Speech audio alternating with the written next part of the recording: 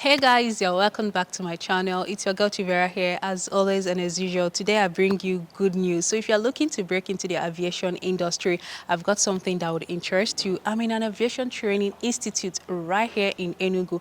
What that means is that you don't need to go to the north or to the west to train for any aviation related course. It's all happening right here. So if you want to be an air hostess or air host or aircraft maintenance engineer, or you want to beef up your CV, probably you're already working in the aviation industry and you're like, I need this license, to get to the next level. You can do all of that right here in Enugu. So today at Eastwing Aviation Academy, and I'm going to take a tour of this place, find out one more what it takes to be here, what courses they're offering, and a whole lot of other interesting things. So if you're looking forward to that, do not click away. Make sure to like this video, subscribe, and stay tuned while I go talk to the administrators of this institute. Come on, let's go.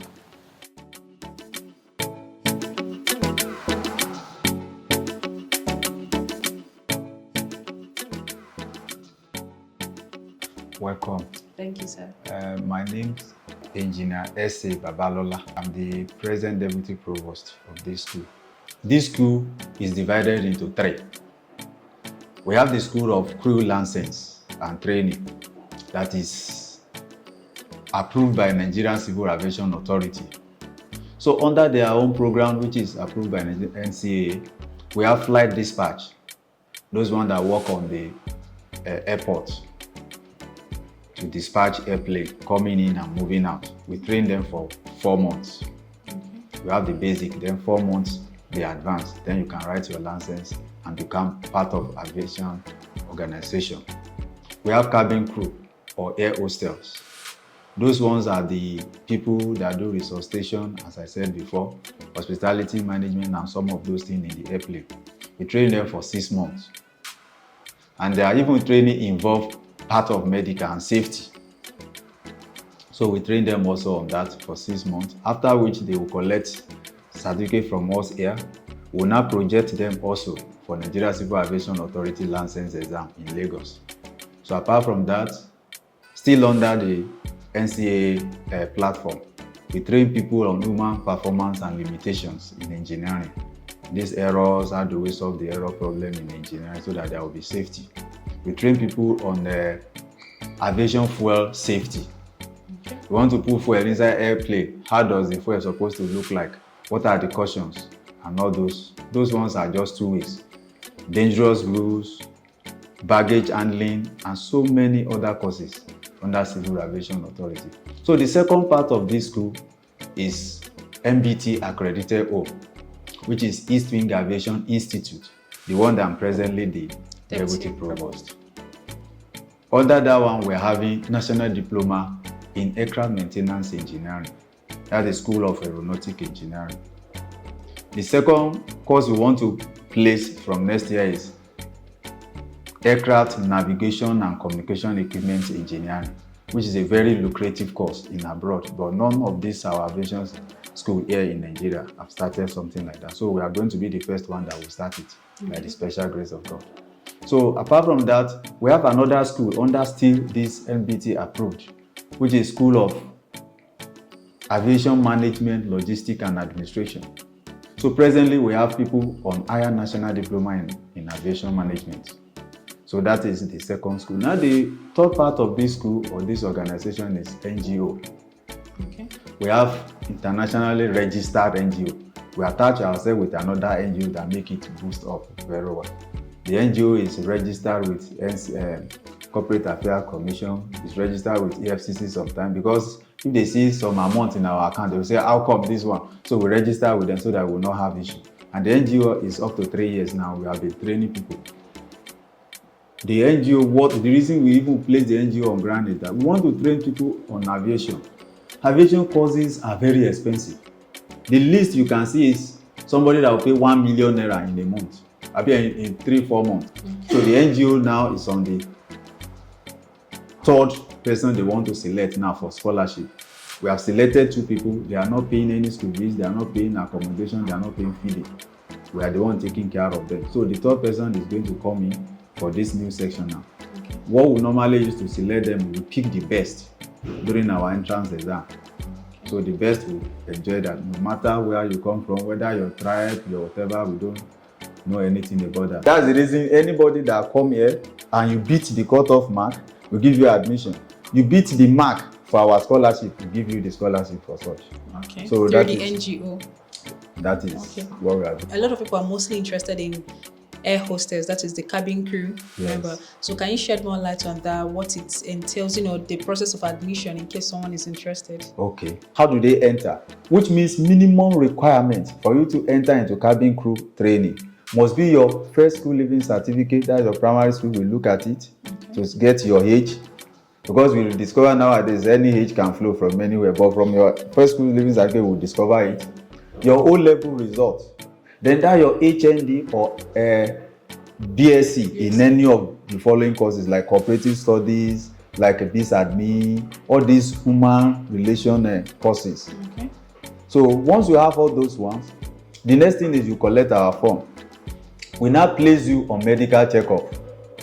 We want to know whether really you'll be able to do the course. Not all the blood group can do cabin crew. Really? Yes. We have some blood group, if you place them, if you place them on flight, by the time they reach some height, their brain will not be working very well again. It's either they are vomiting or they are feeling dizzy, they will not be able to. So if we discover blood group like that, before we start the training, we tell the person, we advise the person to withdraw from the course. Yeah. So once they pass through that place, their training is 3 phases. Okay. The first one is familiarization and everything about the airplane. You want to work inside airplane, you must know everything about the structure of the airplane. So we normally train them on that. The second aspect is hospitality management. How do they manage food somebody eats? How do they see food or taste it and know that this food will not be very good for consumption?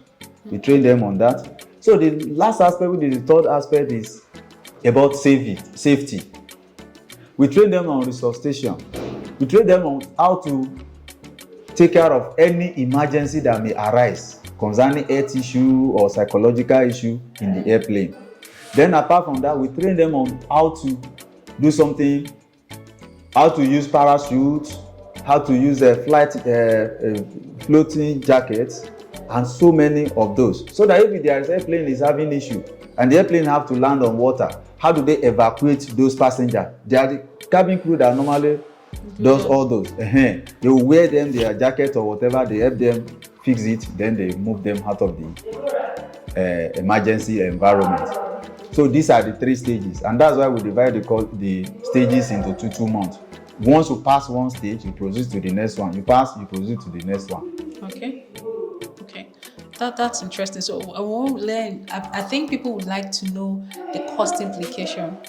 What's like the minimum amount it takes to train and become a certified cabin crew member? So cabin crew is something that is just 6 months. So we collect presently now 820,000. The 20,000 6 months for the whole 6 months. Okay. All their training, all their consumables, their bags, their medical, everything.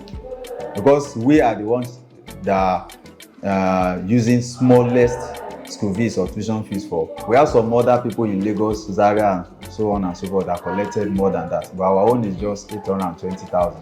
20,000 for the application form, then 800,000 for the training. Okay. Now, for people interested in coming to this school, is there what's the welfare like? Maybe accommodation? Are there hostels for students, or do you have to take care of that on your own? In fact, I would say we have the best hostel in this Enugu environment if you compare our school with any other school. Although we are the only aviation school in the whole of Southeast. Because the way we manage our hostel, the room is up to this, my office. You have 2 people in the hostel, in the room. You have their bed, that is standard one. You have their bed cupboard. Then we have the table, each and every one. Then each room has toilet and bedroom, which is what you cannot see in any other school if you compare with every other institution. Each room has toilet and bedroom like that. Their bedspread, every other thing they use is being washed not by the student, by the people we employ. Interesting. So any student that comes to this Eastwing Aviation, once it comes to welfare, the person doesn't have issue. So before we round up, if someone wants to join the school, what's the procedure like? Do they have to come here, or is there a website people can visit? So if anybody is coming, what we do is that you come to this school to collect form, 20,000 naira. We will now select the number of the people. We are going to send message to them concerning exam date. You are going to do English, Maths, and Physics, like all these JAM questions. Yeah. So if you can score 75 over 100, we will pick you. If you cannot score it, we will throw you to one side. Because at the end of the day, when you finish with us, you want to write Nigeria Civil Aviation Authority license or EASA, European license. We have the Center for European License too. Oh. In the whole of West Africa, we are the only organization rather that is offering European license in Nigeria. So after you pass our entrance exam, we send message to you concerning your admission, then you collect admission letter through your email. After the admission letter, you come back to this place, then you start your registration. Okay. Now, agreeably, there are two ways someone can come here, either a direct form into the school or through JAM. Yes. But this does not apply to people that are doing the short courses like the cabin crew and... Short courses will follow exactly the Nigeria Civil Aviation Authority minimum entry requirement. Okay. And it is inside our training modality. Okay. They normally review it. If they review it, they will call us for Lagos again. We will go there, we'll get the new revised edition of it. Okay. I think that's all for now, sir. Thank you for your time and for your information. Thank you very much. All right. My name is Engineer Garba Joshua Bitrus. A lecturer on gas turbine engine. This we call this mock engine. What we basically use this is for training. This is what one of our training teaching aids. This is where we introduce our students on gas turbine engine. As you can see, we open some of the places so that the student can see those things visually. Engineering is not all about theory.